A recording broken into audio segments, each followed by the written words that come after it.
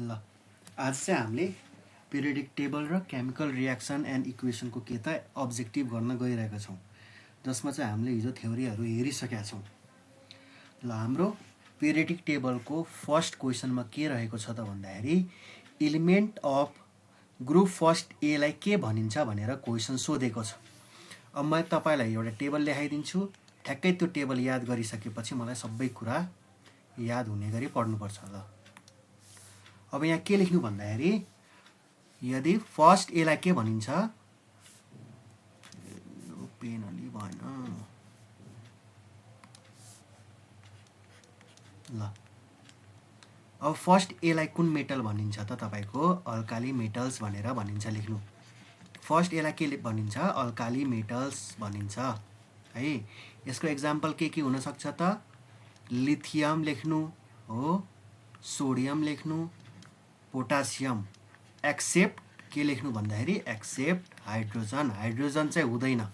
Lithium, sodium र potassium के हो त, मेरो अल्काली मेटल हो। कुन ग्रुप त, फर्स्ट ए ग्रुप। कुन ग्रुप, फर्स्ट ए ग्रुप है। फर्स्ट ए आयो भने अल्काली मेटल्स। त्यसपछि सेकेन्ड ग्रुपमा जाउँ हो, सेकेन्डमा छ ग्रुप 2A। ग्रुप 2A भनेर आयो भने तपाईँले के लेख्नुपर्छ त, अल्कालाइन अर्थ मेटल भनेर लेख्नु पर्यो।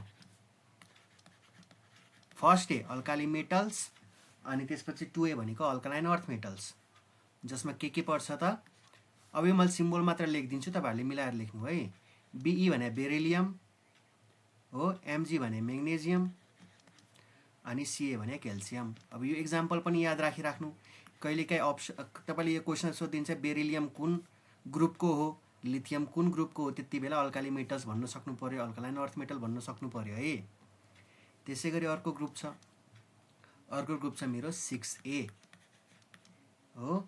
6A भनेको च्याल्कोगेन्स अथवा क्याल्कोगेन्स भन्छ है, मिलाएर पढ्नु हो। यसो के छ त, अक्सिजन र सल्फर एक्सेट्रा है, अरू पनि हुनसक्छ। अब मोस्टली सोधिरहेको चाहिँ यस्तो यति छ है। त्यसपछि अर्को छ 7A। 7A मा के पर्छ तपाईँको, हेलोजेन्स भनेर पर्छ। 7A मा हेलोजेन्स। अब यसको एक्जाम्पलहरू लेख्नुहुन्छ भने फ्लोरिन,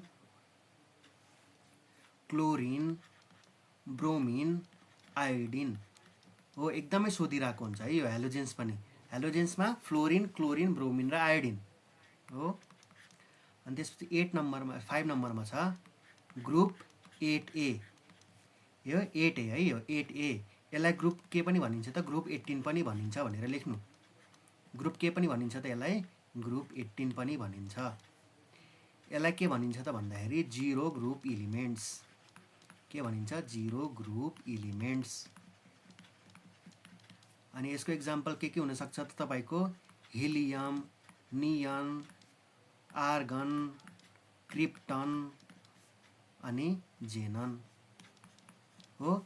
हिलियम, नियन, आर्गन, क्रिप्टन र जेनन हो।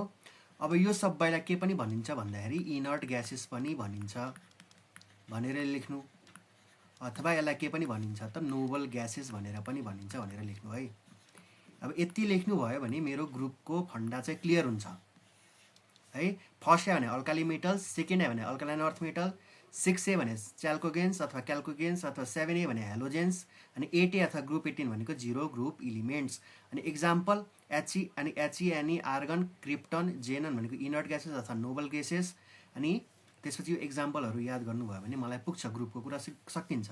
फर्स्टमा के सोधेको छ त, elements of group first A. First A भनेको के भयो त, मेरो अल्काली मेटल्स हो। अब कुनै ठाउँमा तपाईँलाई यता लिथियम पनि सोध्न सक्ला, सोडियम पनि भन्न सक्ला, क्रिप्टन पनि भन्न सक्ला हो। अनि यहाँ अरू पनि एक्जाम्पल दिन सक्ला। त्यति बेला अल्काली मेटल्समा चाहिँ के गर्नु पर्यो त, टिक लाउन सक्नु पर्यो।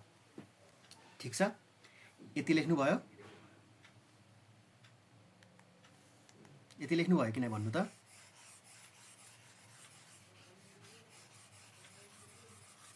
यति लेख्नु भएको छ भने सेकेन्ड क्वेसन पढौँ हो।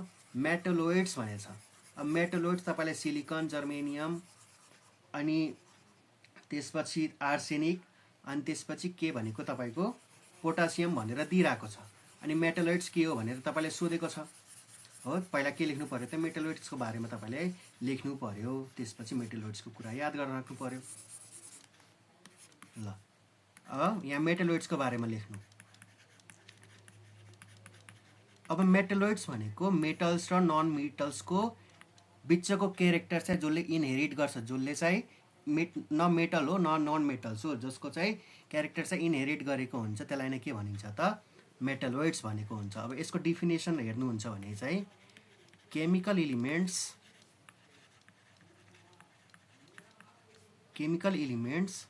Whose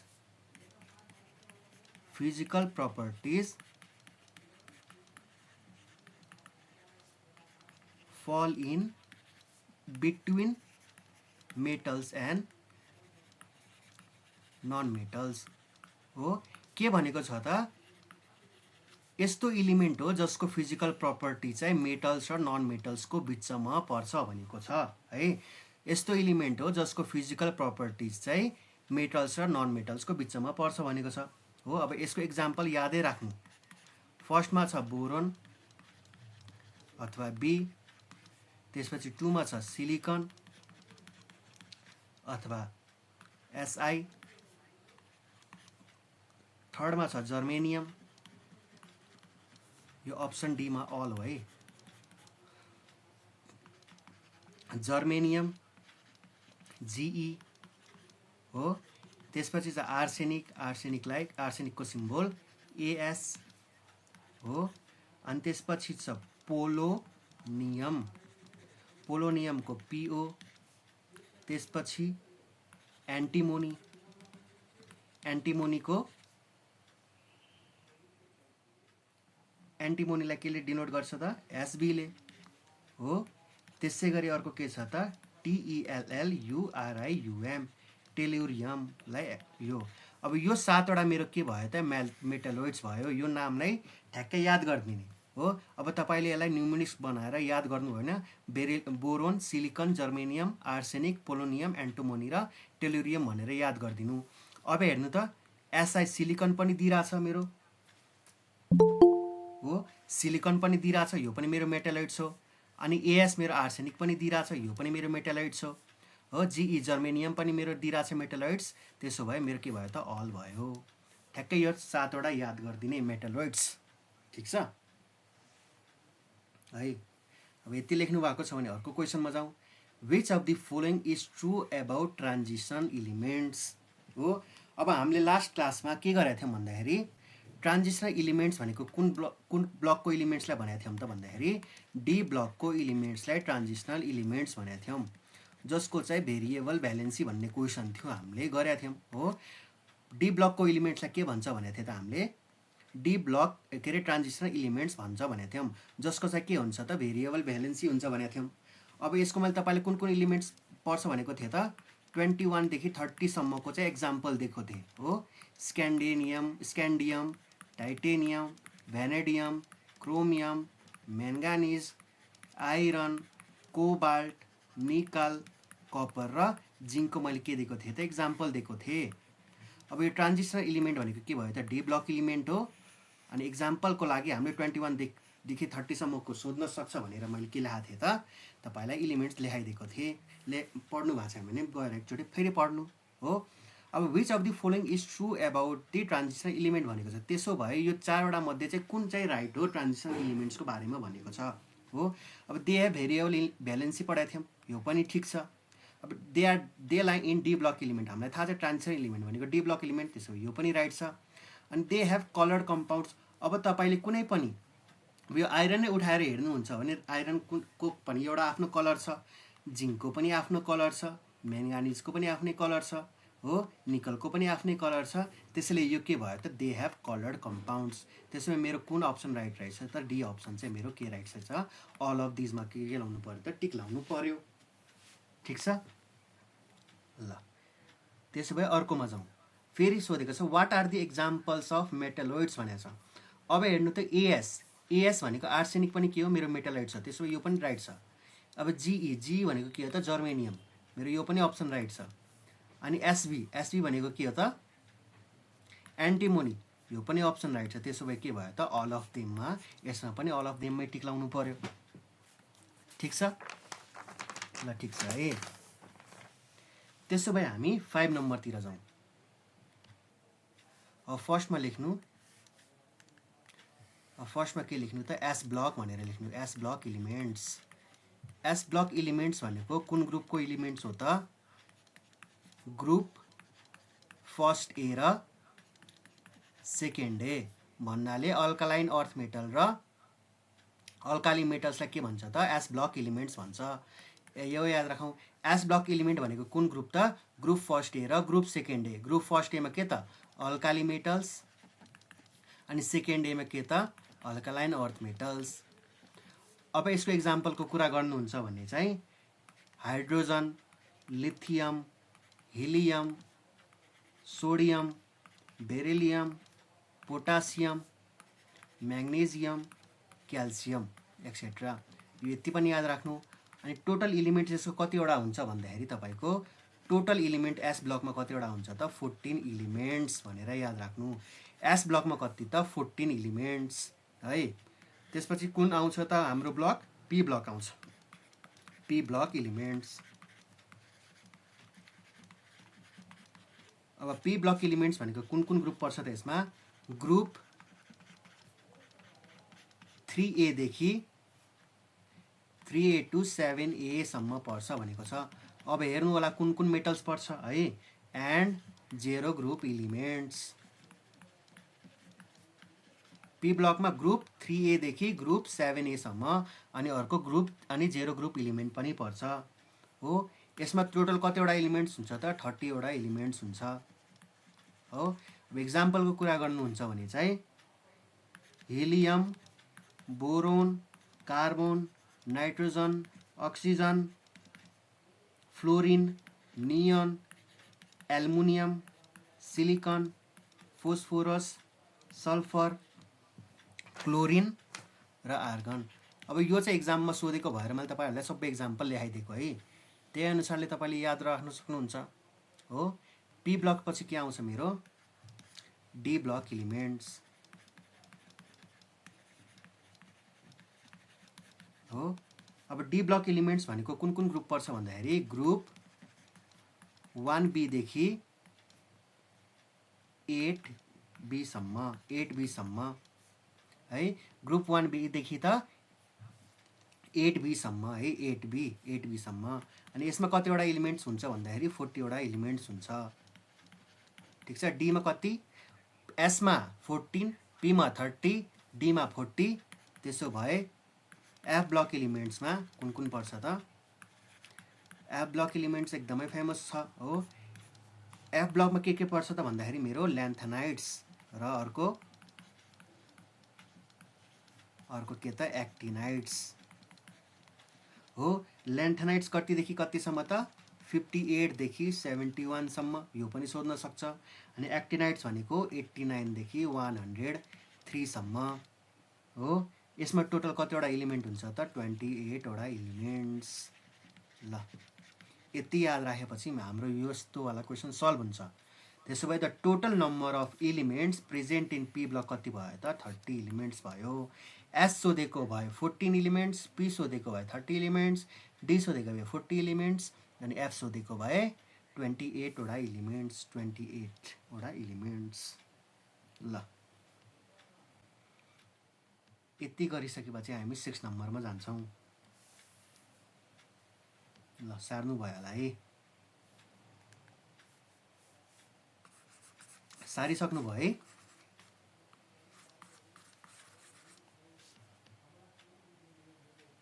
the properties of hydrogen resembles with.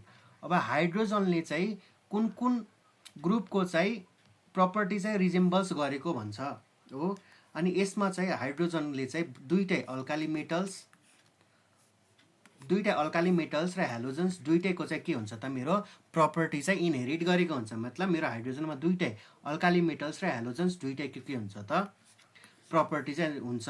त्यसैले मैले केमा टिक लाउनु पर्यो त? बोथ ए एन्ड बीमा टिक लाउनु पर्यो। किन हुन्छ भन्दाखेरि नोबल ग्यासेस भन्दा चाहिँ एउटा इलेक्ट्रोन चाहिँ कम हुन्छ हाइड्रोजनमा, ठिक छ। हाइड्रोजन, अल्काली मेटल्स र हेलोजनमा के हुन्छ भन्दाखेरि नोबल ग्यासको कम्पेरिजन गर्ने हो भने चाहिँ एउटा इलेक्ट्रोन कम हुन्छ। फर इक्जाम्पल अब हाइड्रोजन हेर्ने हुन्छ भने अब यो पनि लेखिराखौँ, यो पनि चाहिन्छ है, इलेक्ट्रोनिक कन्फिगरेसन भनेर लेख्नु हो, इलेक्ट्रोनिक कन्फिगरेसन भनेर लेख्नु। अब हाइड्रोजनको त हामीलाई सबैलाई थाहा छ हाइड्रोजनको के हो, 1s1 हो। त्यसै गरी अब तपाईँलाई अल्काली मेटल्स सोध्यो भने चाहिँ अल्काली मेटल्सको इलेक्ट्रोनिक कन्फिगरेसन हेर्नुहुन्छ भने चाहिँ के छ भन्दाखेरि NS1, यो चाहिँ जेनेरल है, जेनेरल सोध्न सक्छ। अब हेर्नु त यहाँ सोधेको पनि छ है, जेनेरलवाला सोधेको पनि छ। हाइड्रोजनको हामीलाई थाहा छ अल्काली मेटलको के भयो त NS1 हो। अनि हेलोजन्सको कुरा गर्नुहुन्छ भने चाहिँ यसको इलेक्ट्रोनिक कन्फिगरेसन के हो भन्दाखेरि NS2 NP5 है। त्यसै गरी अल्कालाइन अर्थ मेटलको कुरा गर्नुहुन्छ भने चाहिँ NS2 है। त्यसै गरी च्याल्कोगेन्सको कुरा गर्नुहुन्छ भने चाहिँ NS2 NP4 है। अब यो चाहिँ मेरो general electronic configuration of alkali metals, halogens, alkaline earth metal र च्याल्कोगेन्सको है। यो पनि इक्जाममा सोधिरहेको हुन्छ। अब हेर्नु त यो सबैमा के छ त अल्काली मेटल्स, अनि यो सबैमा के छ त एउटा इलेक्ट्रोन कम छ हो। 1s2 हुनुपर्ने, यसमा पनि एउटा इलेक्ट्रोन कम छ। यसमा पनि NS2 हुनुपर्ने, एउटा इलेक्ट्रोन कम छ हो। यसमा पनि के हुनुपर्ने, यसमा पनि के छ त एउटा कम छ। त्यही भएर के भयो त मेरो भन्दाखेरि हाइड्रोजनले चाहिँ दुईटै अल्काली मेटल्स र हेलोजन्सको प्रपर्टी चाहिँ रिजेम्बल्स गर्छ भनेको है। यति चाहिँ लेखिराखौँ हो। अब यसमा पनि सोधिदिएको छ 7 नम्बरमा इलेक्ट्रोनिक कन्फिगरेसन अफ हेलोजेन्स के हो त भनेर सोधिदिएको छ। अब मैले यो पढेको छु भने मैले ठ्याक्कै यसमा टिक लगाइदिन्छु। हेलोजेन्सको के हो NS2 NP5, मतलब अप्सन सी, ठिक छ हो। अनि NS2 NP4 के को हो त, यो के को रहेछ त च्याल्कोगेन्सको रहेछ हो। अल्कालाइन अर्थ मेटल पनि सोध्न सक्छ हो, अर्को पनि कुनै सोध्न सक्छ। एउटा सिम्पल इलिमेन्ट्सको हाइड्रोजन 1 to 20 सम्मको कुनै पनि सोध्न सक्छ। सबै याद राख्नु पर्यो, ठिक छ ल। त्यसो भए अर्को क्वेसनमा जाउँ। अब यहाँ सोधेको छ 6A ग्रुप इलिमेन्ट चाहिँ कुन हो भनेको छ। अब मैले तपाईँलाई लेखाइदिएको छु। अल्काली मेटल्स भनेको first A, alkaline earth metals भनेको 2A, च्याल्कोगेन्स भनेको 6A, हेलोजेन्स भनेको 7A, जेरो ग्रुप इलिमेन्ट्स अथवा इनर्ट ग्यासेस नोबल ग्यासेस भनेको 8A अथवा ग्रुप 18 हो। च्याल्कोगेन्स भनेको के त 6A हो। अनि हेलोजेन्स भनेको के त 7A हो। अनि नोबल ग्यासेस भनेको के हो त ग्रुप 18 अथवा 8A। अनि अल्काली मेटल भनेको के हो त फर्स्ट A। त्यसो भए यसको एन्सर के भयो त 6A को एन्सर के भयो त च्याल्कोगेन्स ल, ठिक छ। यति लेख्नु भएको छ। त्यसो भए अर्को भनेको छ if we move from top to bottom, यदि ग्रुपमा म चाहिँ टप टु बटम आइरहेको छु भने, यदि म टप टु बटम आइरहेको छु भने इलेक्ट्रोपोजिटिभ क्यारेक्टर चाहिँ के हुन्छ भनेको छ हो। इलेक्ट्रोपोजिटिभ क्यारेक्टर टप टु बटममा तपाईँ आइराख्नु भएको छ भने इलेक्ट्रोपोजिटिभ क्यारेक्टर चाहिँ के हुन्छ त भन्दाखेरि तपाईँको इन्क्रिज हुन्छ है। इलेक्ट्रोपोजिटिभ क्यारेक्टर इन्क्रिज हुन्छ अनि इलेक्ट्रोनेगेटिभ क्यारेक्टर चाहिँ डिक्रिज हुन्छ भनेर लेख्नु है। अब म कुनै पनि ग्रुपमा माथिदेखि तल जाँदैछु भने के हुन्छ त मेरो इलेक्ट्रोपोजिटिभ चाहिँ इन्क्रिज हुन्छ क्यारेक्टर्स, अनि इलेक्ट्रोनेगेटिभ चाहिँ के हुन्छ त डिक्रिज हुन्छ भनेर लेख्नु है। अनि टप टु बटम अब इलेक्ट्रोपोजिटिभ इन्क्रिज, इलेक्ट्रोनेगेटिभ पनि इन्क्रिज, अनि अर्को के छ भन्दाखेरि तपाईँको एटोमिक साइजेस पनि इन्क्रिज हुन्छ। अब यो तीनटा चिज लेखिराखौँ। इलेक्ट्रोपोजिटिभ इन्क्रिजेज, इलेक्ट्रोनेगेटिभ डिक्रिजेज, अनि एटोमिक साइज के त इन्क्रिजेज। एटमको साइज के हुन्छ त इन्क्रिज हुन्छ यदि म माथिबाट के त मुनितिर जाँदैछु भने हो। यो लेखौँ if we move from top to bottom along the groups the electropositive character of the element increases हो। अनि if we move from top to bottom along the group the electronegative character of the element सोधेको भए केमा टिक लाउनु हुन्थ्यो, डिक्रिजेसमा टिक लाउनु हुन्थ्यो। अनि if we move from top to bottom along the group the atomic size यहाँ सोधिएको भए के लेख्नुहुन्थ्यो तपाईँले इन्क्रिजेसमै टिक्लाउनु हुन्थ्यो। ठिक छ। अनि त्यसै भए अर्को क्वेसनमा जाउँ। अनि as we move from left to right, यदि म चाहिँ लेफ्ट टु राइट गएको छु भने, लेफ्ट टु राइट गएको छु भने एटोमिक रेडियस के हुन्छ भनेको छ हो। लेफ्ट टु राइट यदि म गएको छु भने एटोमिक रेडियस चाहिँ डिक्रिज हुन्छ भनेर याद गराख्नु। एटोमिक साइज के हुन्छ त डिक्रिज हुन्छ। लेफ्ट टु राइट तपाईँ जानु भएको छ भने अनि राइट टु लेफ्ट जानु भएको छ भने के हुन्छ त अभियसली एटोमिक रेडियस के हुन्छ त इन्क्रिज हुन्छ। ल यति याद गरेपछि हुन्छ। As you move from left to right along the period the atomic radius decreases. अनि as we move from right to left along the period the atomic radius increases. यति चाहिँ याद राख्नु। ल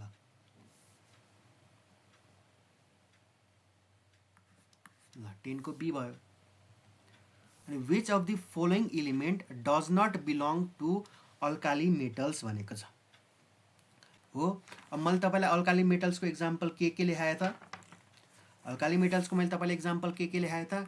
लिथियम लेखाएँ अल्काली मेटल्सको है। अल्काली मेटल्सको इक्जाम्पल के लेखाएँ त?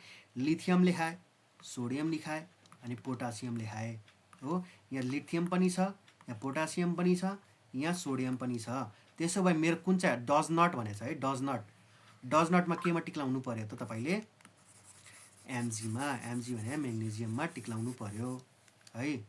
अरू सबै के हो त? यो पनि अल्काली मेटल्स हो, यो पनि अल्काली मेटल्स हो, यो पनि अल्काली मेटल्स हो है। ठिक छ। अब which of the following element exist in liquid state in room temperature भनेको छ हो। Which of the following element exist in liquid state, कुन चाहिँ एउटा इलिमेन्ट हो जुन चाहिँ लिक्विडमा चाहिँ बसिरहन्छ रुम टेम्परेचरमा, रुममा हालिसकेपछि चाहिँ कुन चाहिँ इलिमेन्ट चाहिँ मेरो लिक्विड चाहिँ भइरहन्छ। अब यसको दुईवटा मात्र इक्जाम्पल छ, अन्ली टु इलिमेन्ट्स भनेर लेखिराख्नु यो। अन्ली टु इलिमेन्ट्स, यो दुईवटा इलिमेन्ट्स छ भने मात्र लिक्विड स्टेटमा टिक्लाउने, नि त नलाउने। अन्ली टु इलिमेन्ट्स, एउटा भनेको ब्रोमिन और बीआर अनि अर्को बीमा मर्करी अथवा एचजी। यो दुईटा मात्र इलिमेन्ट्स है। यो क्वेसनको लागि यो दुईटा मात्र अप्सन हो है। Which of the following element exist in liquid state in room temperature भयो भने कि ब्रोमिन कि त मर्करी अप्सनमा दिएको हुन्छ। यो दुईटा छ भने मात्रै टिक्लाउनु है। अब यसमा हेर्नु त कुन अप्सन दिएको छ तपाईँलाई? मर्करी एचजी हो। मर्करी एचजी दिइरहेछ भने मेरो एन्सर के हो त यसको? एचजी हो। अब यसमा ब्रोमिन पनि दिन सक्ला हो, जिङ्क होइन, आइरन पनि होइन अनि कार्बन पनि होइन, जस्ट के हो त मर्करी र ब्रोमिन मात्र हो है। ब्रोमिन, यो दुईटा चाहिँ याद राख्नु। अब यस्तो क्वेसनको लागि चाहिँ यस्तै पढ्नु भयो। अब तपाईँले एचजी मात्र पढ्नुभयो हो। अब ब्रोमिन आइदिएको भए के गर्नुहुन्थ्यो त होइन। अब यसमा के पढ्यो भने त हामीले ठ्याक्कै दुईटा एलिमेन्ट्स कुन कुन रहेछ त? ब्रोमिन र मर्करी पढे हामीलाई ढुक्क यो क्वेसन आयो भने हो। लिक्विड स्टेटमा रुम टेम्परेचरमा लिक्विडमा बस्ने कुन कुन हो त? ब्रोमिन र मर्करी मात्रै हो, अरू चाहिँ हुँदैन है। ल 13 नम्बरमा जाउँ। Element belonging to D block are known as, हामीले पढिसक्यौँ, 3 चोटि आयो होइन। डी ब्लक इलिमेन्ट भनेको के हो त? ट्रान्जिसनल इलिमेन्ट्स हो, जसको चाहिँ के हुन्छ त? भेरिएबल भ्यालेन्सी हुन्छ, कलर्ड पिगमेन्ट हुन्छ। यो कुराहरू पढिसक्यौँ हो। त्यसो भए के भयो त यसको answer? Element belonging to D block are known as transitional elements. अब यो त मजाले नै टिक्लाउन सकिन्छ हामीले हो। त्यसपछि 14 नम्बरमा आयो एल्युमिनियम बिलोङ्स टु, अब कुन ग्रुप? अब मैले तपाईँलाई लेखाएको छु माथि होइन।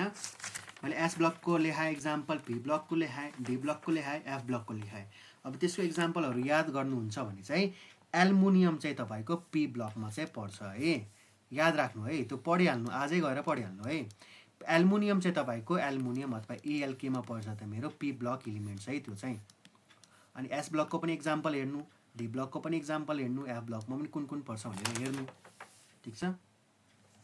त्यसपछि अर्को आयो which element shows the character of alkali metals and halogens. अब यही क्वेसन माथि पनि सोधेको छ, हेर्नु त यसरी सोधेको छ, हेर्नु त। The properties of hydrogen resembles with alkali metals and halogens. अब यसको पनि एन्सर के हो त, हाइड्रोजनले के प्रपर्टिज इनहेरिट गर्छ भनेको छु त मैले, अल्काली र हेलोजन्स, यसमा बोथ ए एन्ड सी। अब यही क्वेसनलाई घुमाएर के सोधिएको छ त तपाईँको, हेर्नु त, which element shows the character of alkali metals, र अल्काली मेटल्स र हेलोजन्सको क्यारेक्टर चाहिँ कुन चाहिँ इलिमेन्टले देखाउँछ। अब यसको एन्सर के टिक लाउनु पर्यो त भन्दाखेरि हाइड्रोजन, हाइड्रोजनमा टिक लगाइहाल्नु पर्छ है। अब यो चाहिँ दुईचोटि सोध्यो है, दुईचोटि सोधिसक्यो भन्नाले हाम्रो यो इम्पोर्टेन्ट क्वेसन हो, घुमाएर सोधिदिन्छ, तर हामीलाई एन्सर थाहा हुन्छ, जस्ट के गरिदियो त घुमाएर सोधिदियो। Which element shows the character of alkali metals and halogens भन्यो भने के भयो त हाम्रो एन्सर हाइड्रोजन। ल अब आयो Mendeleev periodic table is based on के त, atomic mass, atomic number, both अथवा सिम्बल। यो भन्न सक्नुहुन्छ कसैले, भन्नु त मलाई, यो त भन्न सक्नुहुन्छ होला, भन्नु त।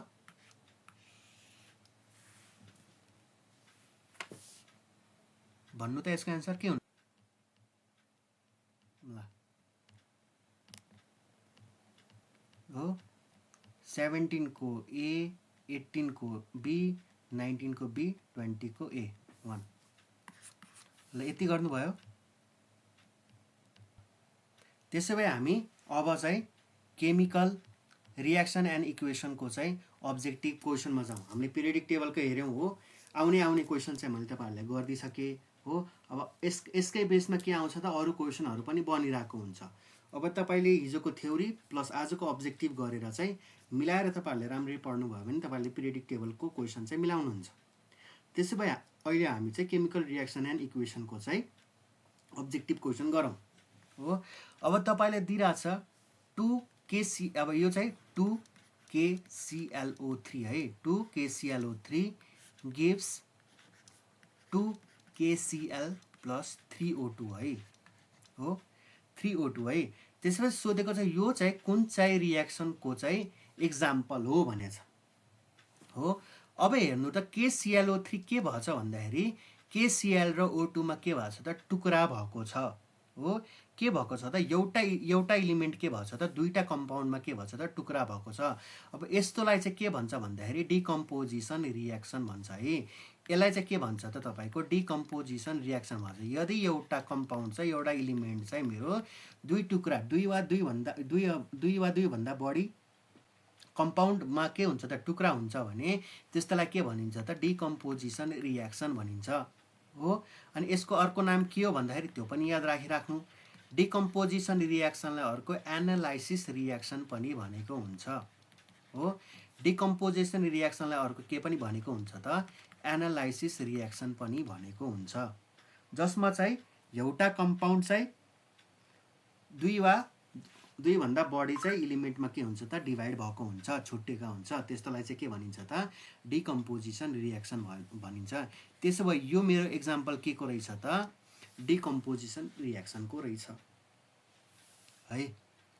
अब अर्को क्वेसन छ, formation of urea from ammonium cyanate is an example of हो। हामीले अस्ति युरियाको बारेमा पढाएको थियौँ। युरियाको बारेमा मैले तपाईँहरूले थुप्रै कुरा लेखाएको थिएँ, पढ्नु भएको छैन भने पढ्नु। अब यसमा भनेको छ भन्दाखेरि एमोनियम साइनेटले के दिन्छ त, युरिया दिन्छ भनेको। एमोनियम साइनेट भनेको के हो भन्दाखेरि, एमोनियम साइनेटले के दिन्छ भनेको छ त, एमोनियम साइनेटले युरिया दिन्छ भनेको छ।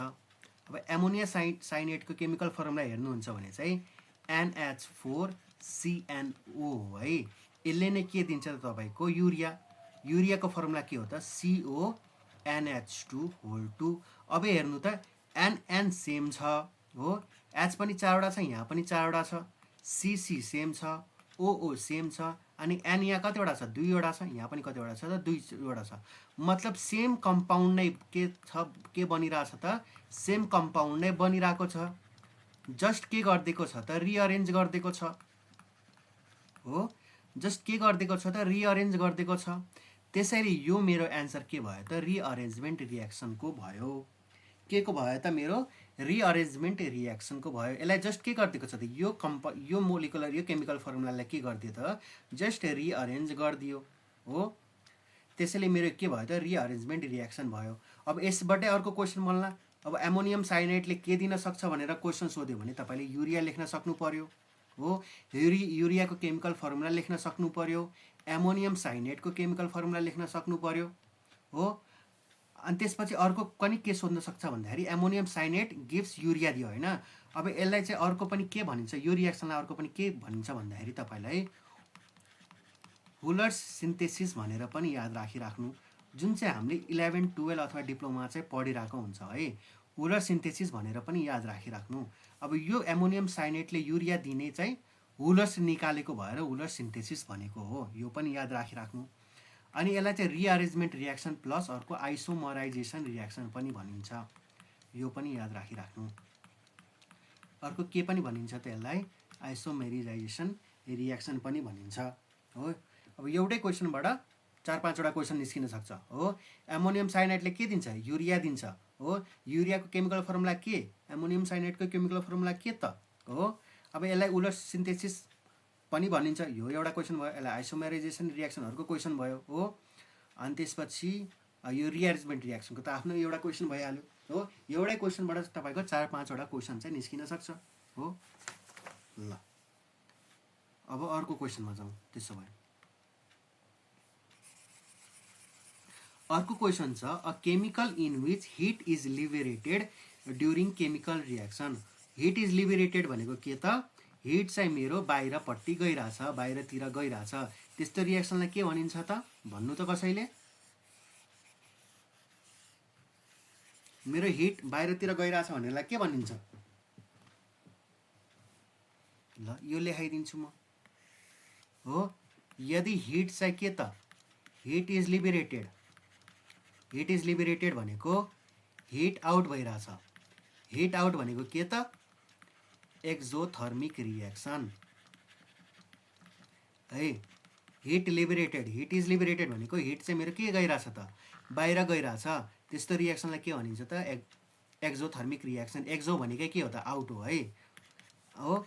त्यसपछि हिट इज टेकन अप भन्छ। हिट इज टेकन अप भनेको के त, हिट उसले आफ्नो भित्र लिएको छ हो, टेकन अप हो। के छ त भन्दाखेरि हिट इनसाइड छ हो।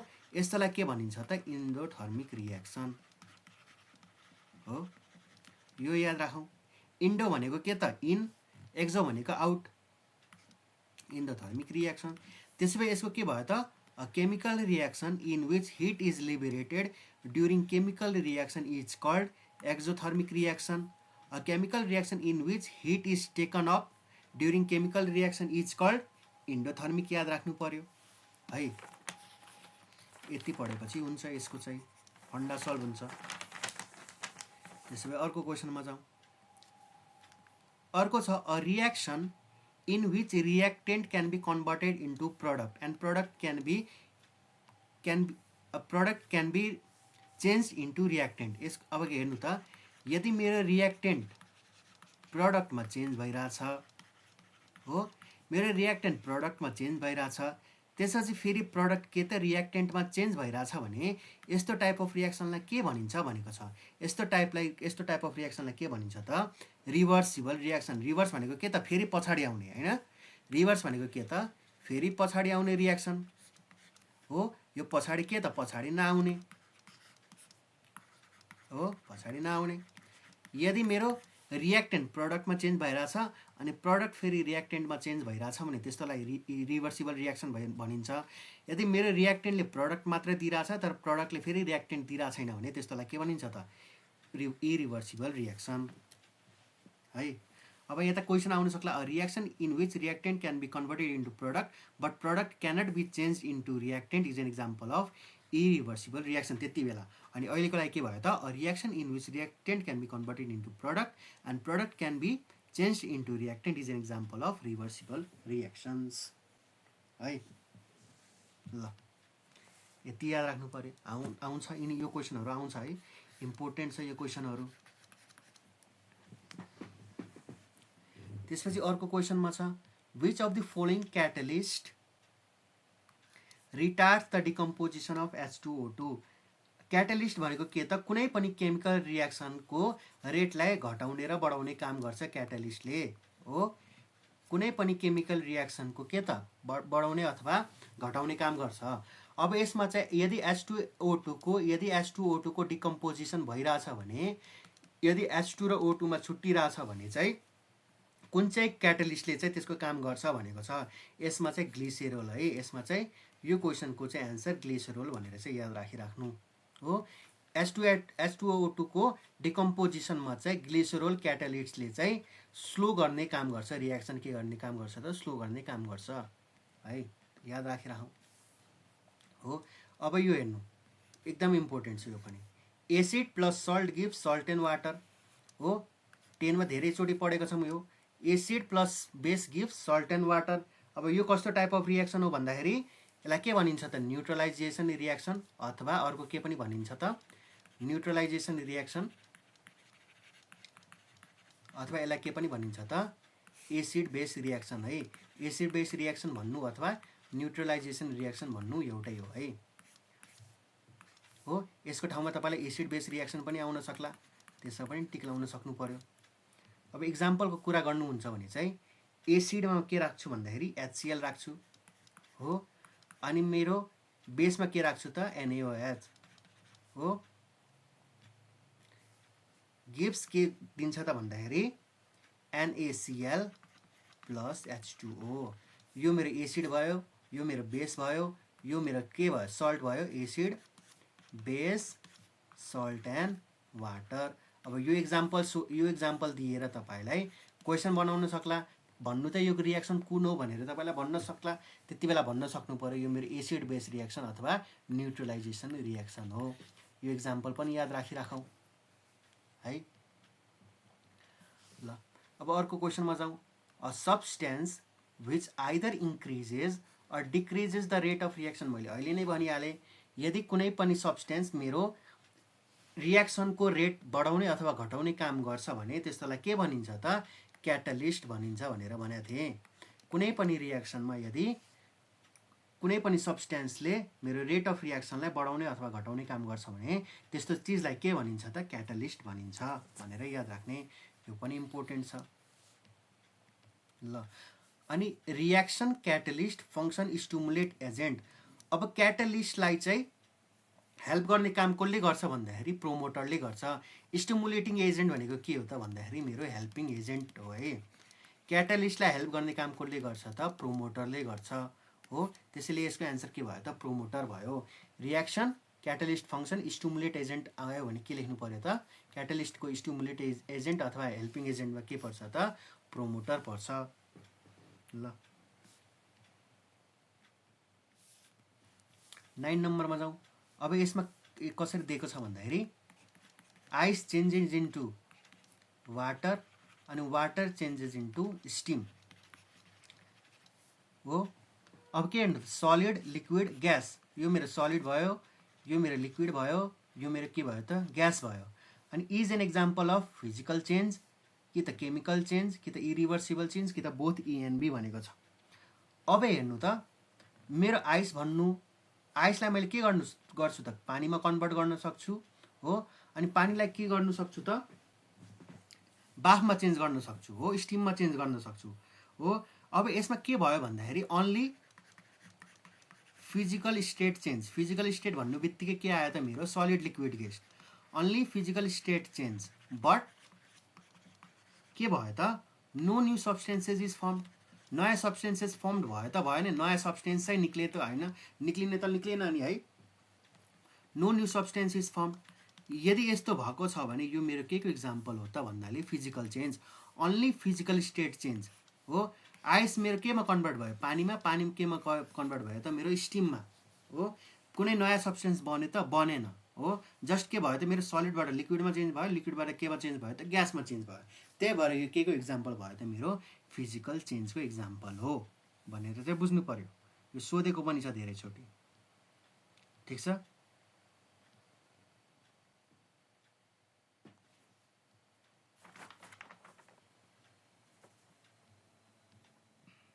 ल अब जाउँ 12 नम्बरमा। अब ल्याब प्रिपेरेसन अफ हाइड्रोजन तपाईँलाई दिइरहेको छ Zn plus dilute H2SO4 gives ZnSO4 plus H2O. Zinc gives के हो त यो dilute sulphuric acid. Sulphuric acid भन्नु बित्तिकै के त किङ अफ केमिकल्स भनेर हामीले पढाएको थियौँ हो. Gives zinc sulphate. यो भनेको के हो त जिङ्क सल्फेट. यो पनि याद राखिराखौँ. यो के हो त zinc sulphate. Gives hydrogen is an example of. अब के को इक्जाम्पल हो त यो हेर्नु त. Zn छ प्लस H2SO4 छ. अब Znसँग के गयो त SO4 गयो हो. अनि बाँकी के भयो त H2 भयो हो. यसले योसँग गएर डिस्प्लेस गर्यो अनि फेरि बाँकी के भयो त H2 भयो. अब यो मेरो के को इक्जाम्पल हो त डिस्प्लेसमेन्ट रियाक्सनको इक्जाम्पल हो है. जस्ट रिप्लेस गरिदियो. Zn H2O को ठाउँमा के आइदियो त Zn आइदियो अनि H2 के भइदियो त बाँकी भइदियो. यस्तो रियाक्सनलाई के भनिन्छ त डिस्प्लेसमेन्ट रियाक्सन भनिन्छ. जस्ट के गरिदियो त रिप्लेस गरिदिएको त हो नि हो. डिस्प्लेसमेन्ट रियाक्सनलाई अर्को के पनि भनिन्छ त रिप्लेसमेन्ट रियाक्सन पनि भनिन्छ. ल यति याद राखे पुग्छ. डिस्प्लेसमेन्ट भनेको के हो त रिप्लेस गरेको हो. H2 ले के गरिदियो त Znलाई ठ्याक्कै रिप्लेस गरिदियो. त्यसपछि H2 के भइदियो त एक्लै भइदियो हो. यसको यो के को इक्जाम्पल रहेछ त मेरो डिस्प्लेसमेन्ट रियाक्सनको इक्जाम्पल रहेछ हो. अब ल्याब प्रिपरेसन अफ हाइड्रोजन भनेपछि यो याद राख्दा पनि हुन्छ है. ठ्याक्कै दिमागमा याद राख्दा हुन्छ. यो चाहिँ मेरो हाइड्रोजनको प्रिपरेसनको लागि चाहिँ zinc plus dilute H2SO4 give ZnSO4 plus H2O बाट के बन्द रहेछ त मेरो हाइड्रोजन बन्द रहेछ भनेर पनि याद राख्न सकिन्छ है. ल अनि अर्को छ MgO gives H2SO4 plus MgSO4 plus H2O. अब हेर्नु त MgO भन्दाखेरि के हो भन्दाखेरि मेरो बेस हो है. अनि H2SO4 भन्नाले के भयो त मेरो एसिड हो. गिभ्स MgSO4 भनेको के हो त मेरो सल्ट हो. अब एसिड बेस एन्ड सल्टमा अझै मजाले पढ्नुहुन्छ है यो कुराहरू चाहिँ. अनि यो के हो त मेरो वाटर हो. अब हामीलाई थाहा छ एसिड बेस सल्ट र वाटर आयो भने के हो त यो मेरो न्युट्रलाइजेसन रियाक्सन कि त एसिड बेस रियाक्सन हो है. त्यसो भए यसको एन्सर के भयो त मेरो neutralisation reaction. Base acid salt and water is the example of neutralisation reaction अथवा एसिड बेस रियाक्सन. ल अब अर्को हेर्नु. A chemical reaction in which proceeds only in one direction हो. मतलब रियाक्टेन्टबाट के त प्रडक्ट मात्र बन्छ हो. तर प्रडक्टबाट रियाक्टेन्ट बन्दैन. अब यस्तोलाई के भनेको थिएँ त मैले इरिभर्सिबल रियाक्सन रिभर्स नहुने हो. यदि a chemical reaction which proceeds in two direction भनेको भए टु डिरेक्सन भनेको के भयो के लेख्नुहुन्थ्यो त तपाईँले रिभर्सिबल रियाक्सन भनेर टिक लाउनुहुन्थ्यो. तर यसमा के छ त भन्दाखेरि a chemical reaction which processed only in one direction. एउटा डिरेक्सनमा मात्र गइरहेछ भने के भयो त मेरो इरिभर्सिबल रियाक्सन. पछाडि फर्केर आउन नसक्नेलाई के भनिन्छ इरिभर्सिबल रियाक्सन. ठिक छ. अनि 15 मा छ रस्टिङ अफ आइरन मेरो फिजिकल चेन्ज हो कि केमिकल चेन्ज हो भनेर छ. अब रस्टिङ अफ आइरन चाहिँ मेरो के हो त भन्दाखेरि रस्टिङ अफ आइरन भनेको के त मेरो खिया लाग्नु हो. रस्टिङ अफ आइरनलाई अर्को के पनि भनिन्छ त कोरोजन पनि भनिन्छ है. अब यो मेरो के को इक्जाम्पल हो त केमिकल चेन्जको इक्जाम्पल हो. किन हो भन्दाखेरि आइरनले के गर्छ त भन्दाखेरि मेरो अक्सिजनसँग रियाक्ट गरेर के बनाउँछ त भन्दाखेरि तपाईँको आइरन अक्साइड बनाएको हुन्छ हो. नयाँ सब्सटेन्स के हुन्छ त मेरो बनाएको हुन्छ. यदि मेरो नयाँ सब्सटेन्स बनाएको छ भने त्यो मेरो के को इक्जाम्पल भयो त केमिकल चेन्जको इक्जाम्पल भयो. यदि मेरो नयाँ सब्सटेन्स नबनाउने हो भने मेरो के को इक्जाम्पल हुन्छ त त्यो फिजिकल चेन्जको हुन्छ है. यसरी याद राख्नु पर्यो.